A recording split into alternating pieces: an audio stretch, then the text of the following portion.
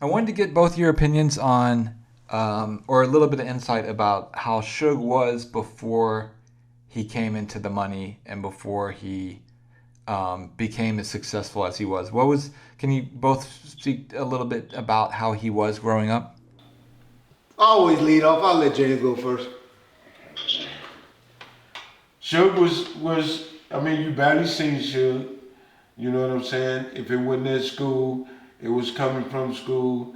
You see Suge riding his motorcycle, his little dirt bike, and you know Suge doing Suge. He wasn't. Now he got in a lot of shit at Linwood, but he had Ronald Donald clean up the majority of his shit, and he was just a regular dude. When Suge got Fernhill Records, and I started messing with him, he was still humble. It wasn't until the cigars and red suits that maybe the money that changed the attitude of that brother. That's I mean pretty much you know in a nutshell. You know Suge was pretty much a normal dude. You know what I'm saying? He had somewhat of a low attitude um, to most people. Um, Yeah. the money. I'll go back a little deeper into Suge because I've been knowing Suge since he was in the third grade. I was in the second grade. That's about when I met Buntry, second grade. I think we had Miss I forget her, the fat white lady, at Stephen C. Foster. So we all went to Stephen C. Foster together. And James, you probably was in Miss King class by I that got time. kicked out in the third grade, so I Okay, didn't yeah. last long there. So we went to Foster, and we all deal with this athletes, not athletes, playing baseball and football. This coach, I used to play for the Yankees. His name is Mr. Harrio. Shout out, hope Mr. Harrio, hope you're still alive. Remember your son Vincent and Kathy, your daughter, Kathy Harrio. He was our baseball coach, but Suge played on a team called the A's at Kelly Park. So y'all gotta remember, used to commute over from our area of Compton to Kelly Park. So that's why we all kind of knew each other. You know, I always tell y'all about cause that park was in Atlantic Drive, Kelly Park, and Inwood neighborhood, uh, where that's where we had the nice baseball diamond. And so we used to go and play baseball there growing up.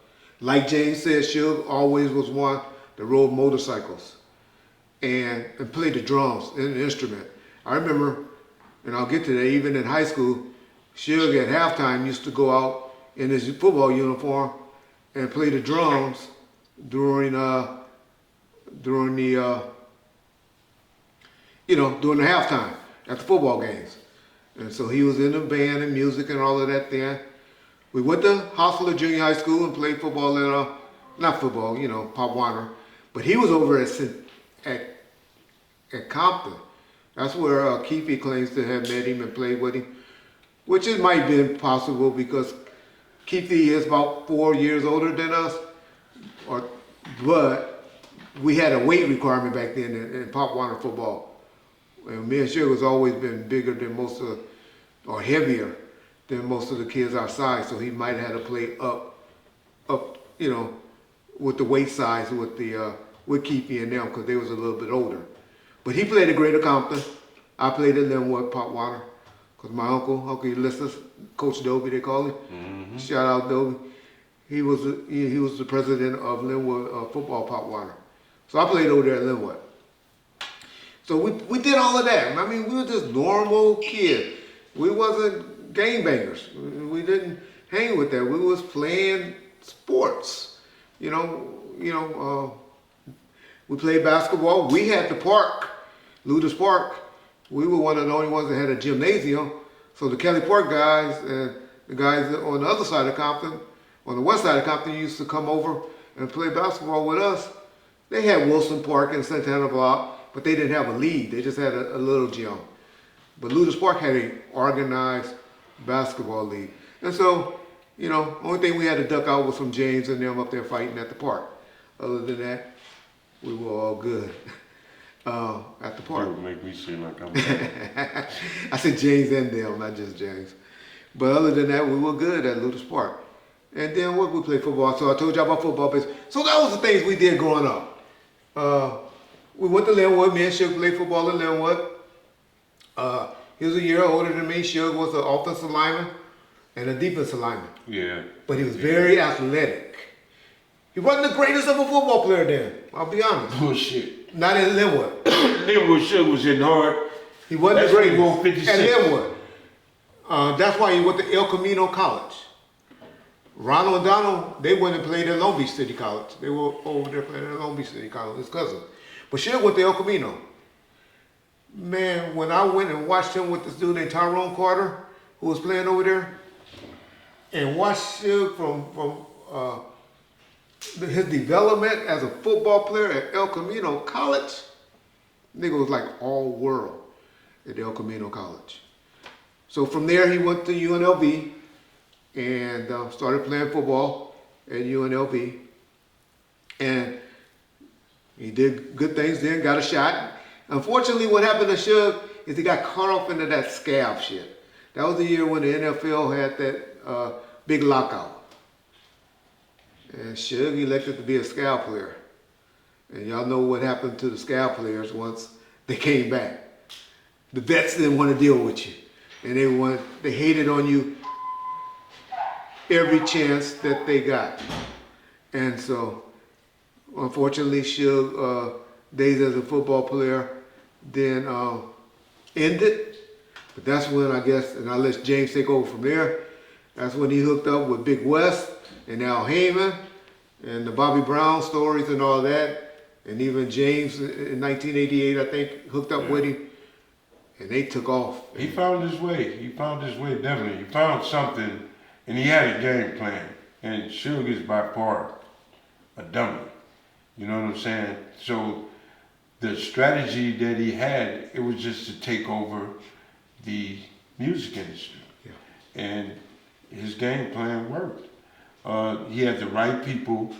He knew the right motherfuckers, Tony Anaguam and all of them other people. Okay. And they fell right behind him. It was Suge. And all the guys, the majority of the men, the rappers and singers and shit, was kind of like leery, scared, skeptical, whatever you want to say, because Suge was a big dude. And from that one concert, they seen all the guys that He could bring. he had behind him. They not on the outside looking. And when they seen that, man, I'm not fucking with Suge.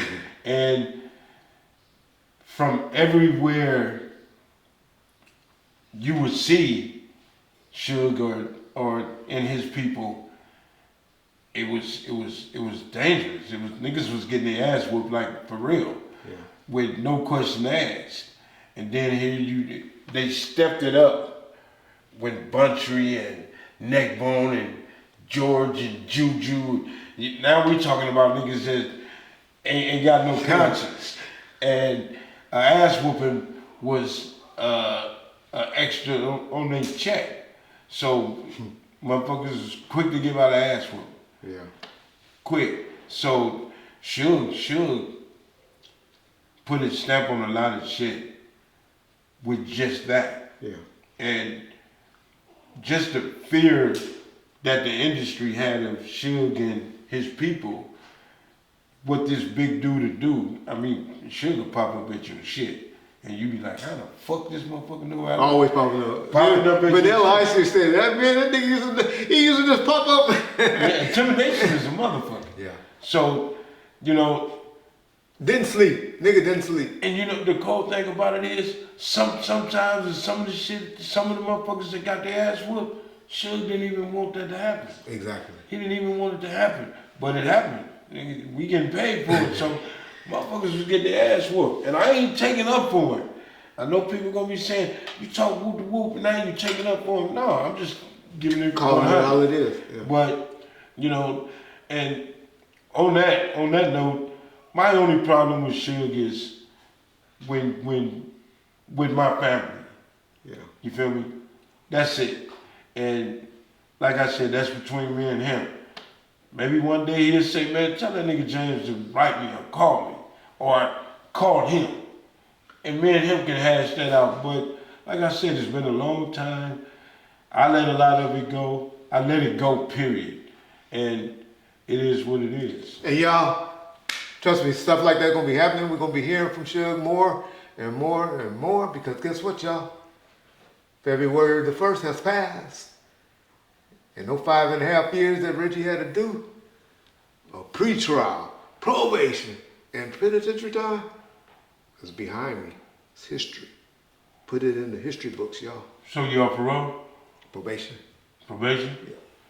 So you'll be free and clear? I can talk to fellas now. Oh, okay. One been supposed to be talking to you. Didn't know that until just recently, y'all. I ain't no motherfucking fella. Okay. I've been out of jail since 1988. Boy, if I ain't been rehabilitated, man, they can kiss my ass. I agree. I didn't know you was a fella. All this time. Never knew. Yeah, you sure did. That's why you was sending me I'm glad you keep telling me. I'm glad you still telling me you ain't a fella. I'm not a fella. You never told me. I don't know. I don't do background checks on motherfuckers. No. If anybody know I'm a fella, it's you. Peace, my first. All right.